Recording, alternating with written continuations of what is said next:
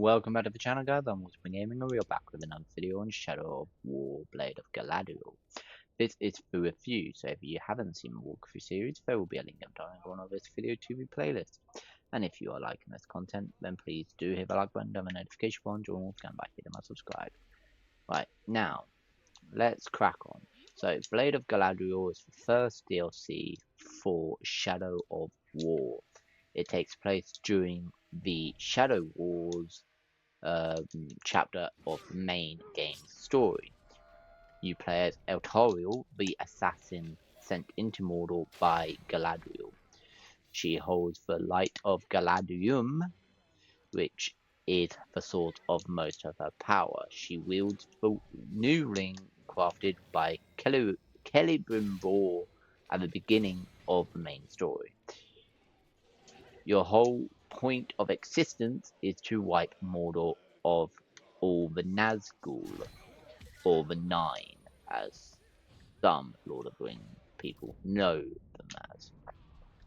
You have most of the same abilities as Talion did in the main game, as well as the powers of the Light of Galadriel. You've got your own set of legendary gear, abilities, and of course you're using two daggers, or one major elf sword and one elven dagger, rather than a ranger sword and a ranger dagger that Talion uses in the main game. You've also got your bow and arrow, which does come in handy. As you can see, we just took out our captain in 2 hits, one with a quick shot from a bow, just like that, and also a stealth attack. Of course, as she's wearing the new ring, she can still do all of these stealth assassinations in a row. She can still do this with a certain sword equipped. There is also this power from the Light of Galadriel. Infuse the enemies with light, and then you can assassinate them by using the light dart.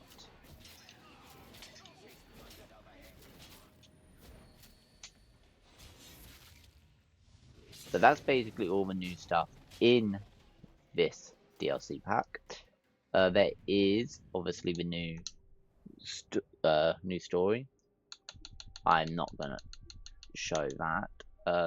Obviously you've got the Nazgul of Minas Morgul, which is Talion, and then you have to go through and recruit orcs, not brand them or dominate them. You have to actually recruit them by helping them out. And then you've got Fallen Blades, which is the legendary gear, where you have to hunt down certain orcs, kill them, and they give you the gear piece. But yeah, this story actually blew me away. It's actually really fun, and playing as Eltariel is also more fun than I thought. Your story takes you into, obviously, Minas Morgul, then you got Crith Ongol, then you got Saragost, then you got Numenine, and then it ends in Gargoroth. I'm not gonna say any more than that because it will spoil the story. The story is amazing. Starts in Shadow Wars chapter, ends in the epilogue of the main game. As you can see, you do basically have all your same abilities as Talion does, plus some extras. I will show you that page in a moment. The executions are most are the same as Talion's, others are more brutal. This is character screen. As you can see, I've got every single skill point used. These are legacy skills, so Talion skills, but used as Eltariel. This is Eltariel skills,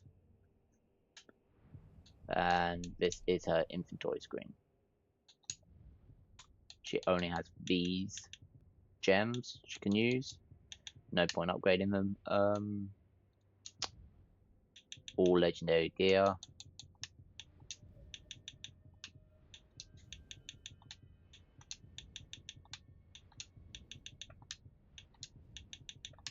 As you can see, 30 out of 30 with legendary gear pieces found.